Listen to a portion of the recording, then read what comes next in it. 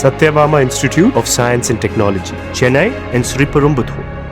தருமபுரி மாவட்டம் கும்பளப்பாடி கிராமத்தைச் சேர்ந்த பிரபு புனிதா தம்பதியினரின் மகள் 21 வயது அருணா. இவர் தஞ்சாவூர் மருத்துவக் கல்லூரியில் 4ஆம் ஆண்டு BSc கிரிட்டிக்கல் கேர் டெக்னாலஜி படித்து வந்தார். அருணா கல்லூரிக்கு அருகில் உள்ள தனியார் விடுதியில் தங்கி கல்லூரிக்கு சென்று வந்துள்ளார். கடந்த 26ஆம் தேதியன்று மதியம் உணவு அருந்த விடுதிக்கு சென்ற அருணா வாயில் நுரை தள்ளியபடி மயங்கி கிடப்பதை பார்த்து சக மாணவிகள் அதிர்ச்சி அடைந்தனர். உடனே அங்கிருந்த மாணவிகள் அருணாவை மீட்டு மருத்துவக் கல்லூரி மருத்துவமனையில் சிகிச்சைக்காக சேர்த்தனர். அங்கு அருணாவை பரிசோதித்த மருத்துவர் அவர் உயிரிழந்து விட்டதாக தெரிவித்துள்ளனர். இதனை கேட்டு சக மாணவிகள் அதிர்ச்சி அடைந்தனர். பின்னர் தகவலறிந்த போலீசார் மாணவியின் உடலை மீட்டு பிரேத பரிசோதனைக்கு அனுப்பி வைத்ததோடு வழக்கு பதிவு செய்து விசாரணையும் மேற்கொண்டனர். அருணா விடுதியில் விஷமருந்தி உயிரை மாய்த்துக் கொண்டது தெரிய வந்துள்ளது. மேலும் அருணா இறப்பதற்கு முன்பு கடிதம் ஒன்றை எழுதி வைத்திருந்த நிலையில் போலீசார் அதனை கைப்பற்றினர். அருணாவின் மொபைல் போனை போலீசார் பறிமுதல் செய்தபோது அதில் பல அதிர்ச்சி ஆடியோக்கள் இருந்ததாக கூறப்படுகிறது. முதற்கட்ட விசாரணையில் அருணா படிக்கும் அதே கல்லூரியில் தஞ்சை மாவட்டம் தோட்டக்காடு கிராமத்தைச் சேர்ந்த கவின் என்பவர் டிப்ளோமா OT பிரிவு படித்து வந்துள்ளார். அருணாவை கவின் காதலிக்க சொல்லி வற்புறுத்தி வந்ததாக கூறப்படுகிறது. ஏழ்மையான குடும்ப பின்னணியில் இருந்து வந்த அருணா தனக்கு இதில் விருப்பம் இல்லை என பலமுறை கூறி கவினை தவிர்த்து வந்ததாக சொல்லப்படுகிறது. ஆனாலும் அதனை கண்டு கொள்ளாத கவின் கடந்த 4ஆம் தேதியன்று கல்லூரி வளாகத்தில் சக மாணவிகள் முன்னிலையிலேயே அருணாவின் கழுத்தை நெரித்து கன்னத்தில் அறைந்து ஒரு சைக்கோவை போல மாறியதோடு தன்னையே காதலிக்க வேண்டும் என மிரட்டியதாகவும் இந்த காட்சிகள் அனைத்தும் கல்லூரியில் இருந்த CCTV கேமராக்களில் பதிவானதாகவும் கூறப்படுகிறது. இதுகுறித்து மாணவி அளித்த புகாரின் அடிப்படையில் கல்லூரி நிர்வாகம் மாணவன் கவினை கண்டித்து எச்சரித்து அனுப்பிவிட்டதாக சொல்லப்படுகிறது.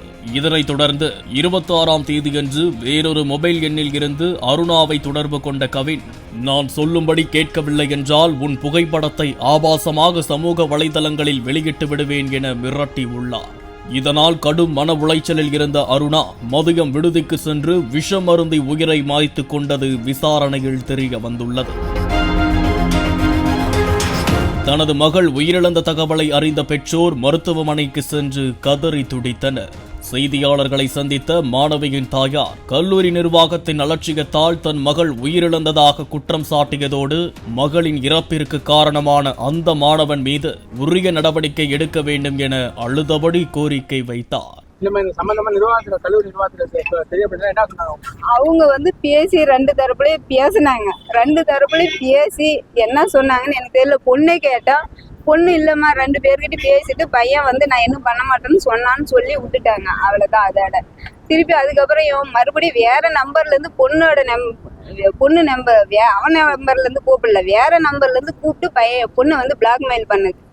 நீ என்கிட்ட நாளைக்கு கூப்பிடுற இடத்துக்கு நீ வரணும், அப்பதான் நான் பேசணும் உனக்கிட்ட, இல்லைன்னா நான் உன்னை எதனா இது பண்ணிடுவோம் அப்படின்னு சொல்லி பிளாக்மெயில் பண்ணதுனால பொண்ணு பயந்துக்குச்சிங்க சார்.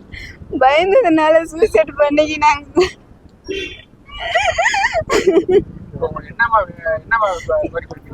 எங்களுக்கு அவனுக்கு தக்க நடவடிக்கை எடுக்கணும். நல்ல வெளியில வர முடியாத அளவுக்கு அவனுக்கு தண்டனை வரணும். தூக்கு தண்டனையே கொடுத்தா கூட பரவாயில்லைங்க சார். எங்க பொண்ணு அவனால தானே எங்க பொண்ணு போயிடுச்சு. எந்த அளவுக்கு டார்ச்சர் பண்ணதுனால எனக்கு பொண்ணு இந்த அளவுக்கு முடிவு எடுத்துன்னு அந்த அளவுக்கு அவன் டார்ச்சர் பண்ணிருக்கிறான். ஏன்னா இழப்பு எங்களுக்கு. பொண்ணு உயிர் பொண்ணு இன்னைக்கு கிடைக்குமா? பையன் உயிரோடு இருக்கிறான். எங்க பொண்ணு போயிருச்சு. நாங்க எங்க போய் தின்னுவோங்க? எங்க பொண்ணு போயிருச்சு. பையன் இன்னைக்கு அவனுக்கு நல்ல தண்டனை கிடைக்கணும். நிர்வாக நடவடிக்கை எடுத்திருந்தா டீனு அவங்க HOD சார் எல்லாம் பார்த்து பையன்கிட்ட பேசி பையனை அப்படியே மிரட்டி போலீஸ்காரர்கிட்ட சொல்லி இந்த மாதிரி பண்றான்னு அவனை மிரட்டி விட்டுருந்தா நல்லா இருந்தனுக்கு என்னவோ அதுவும் தெரியல. ஆனா அவங்க எது கண்டு கிடையாது, கம்முன்னு விட்டுட்டாங்க. அவ்வளவுதான், பேசி சொல்லி விட்டுட்டாங்க.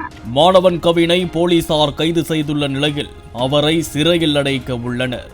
பாலிமர் செய்திகளுக்காக தஞ்சாவூர் செய்தியாளர் ராஜா. Satyabama Institute of Science and Technology, Chennai and Sriperumbudur. Play Store மற்றும் App Storeல் இருந்து பாலிமர் செயலியை QR கோடு மூலம் பதிவிறக்கம் செய்யுங்கள். செய்திகளை உடனுக்குடன் பெறுங்கள்.